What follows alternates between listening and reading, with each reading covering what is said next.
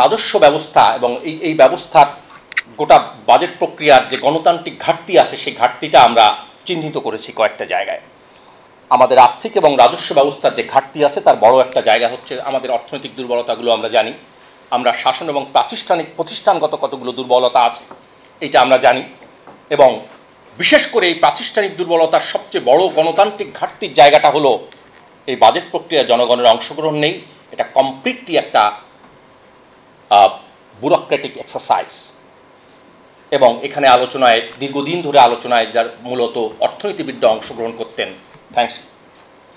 Thanks god যে এখন সাধারণ মানুষই আলোচনায় অংশগ্রহণ করছে। এটা একটা বড় দিক। তার মানে বাজেটের যে আলোচনা একসময় খুব কোজি রুমে আইভরি টাওয়ারে বসে হতো, এখন মানুষ সেখানে প্রশ্ন করতে শুরু করেছে। এটা বাংলাদেশের নাগরিক সমাজের জায়গা থেকে বিরাট একটা অ্যাচিভমেন্ট। আমরা সেই শাসন ব্যবস্থার প্রাতিষ্ঠানিক যে প্রক্রিয়া তার ত্রুটিগুলো আমরা আইডেন্টিফাই করেছি।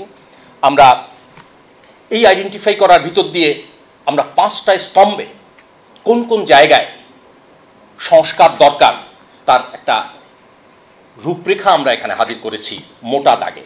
এর প্রত্যেকটা নিয়ে বিস্তৃত আলোচনা হতে পারে, এবং আমি নিশ্চিত যে আজকের যারা আলোচনায় অংশগ্রহণ করবেন তারা এইখানে দৃষ্টি নিবদ্ধ করবেন এবং সেখানে তাদের অভিমতগুলো ব্যক্ত করবেন।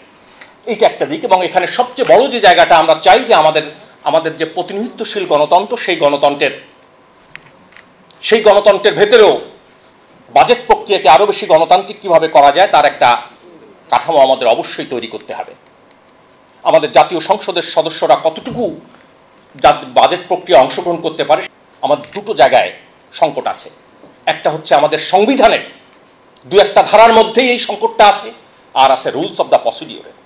এই জায়গাগুলো আমি হয়তো আরও ক্লিয়ার করবো, আমি আলোচনা করছি না, এখানে আমাদের বিজ্ঞ আলোচকবৃন্দ সে কথাগুলো বলবেন। সুতরাং সেখানে কতগুলো পরিবর্তনের জায়গা আছে। যদি প্রয়োজন হয় তাহলে আমাদের বাজেট ক্যালেন্ডারই হয়তো পরিবর্তন করতে হতে পারে। আমাদের দৃষ্টি নিবদ্ধ করা দরকার আমাদের এই বাজেট প্রক্রিয়ার ভিতরে কিভাবে স্থানীয় সরকার প্রতিষ্ঠানগুলোকে কার্যকরভাবে যুক্ত করা যায়। আমরা স্থানীয় সরকার প্রতিষ্ঠান বানিয়ে রেখেছি, কিন্তু এগুলোর সাথে আমাদের জাতীয় পর্যায়ের এই বাজেট প্রক্রিয়া পরিকল্পনা প্রক্রিয়ার তেমন কোনো সম্পর্ক নেই। আমরা একটা লিঙ্কেজ দাঁড় করাতে চাই। এটা একটা হবে বড় ধরনের কাঠামোগত পরিবর্তন। এরকম 5টি স্তম্ভে আমরা কাঠামোগত পরিবর্তনের একটা খসড়া রূপরেখা হাজির করেছি, এবং আপনাদের প্রত্যেকের কাছে এই রূপরেখাটা আছে। আমি আশা করব আপনারা আজকের এই সেশনের সামগ্রিক আলোচনা আমাদের এই 5টি স্তম্ভকে ঘিরে কিংবা এর বাইরেও যদি কেউ কোনো প্রস্তাব করেন সেইগুলোকে ঘিরে আবর্তিত হবে।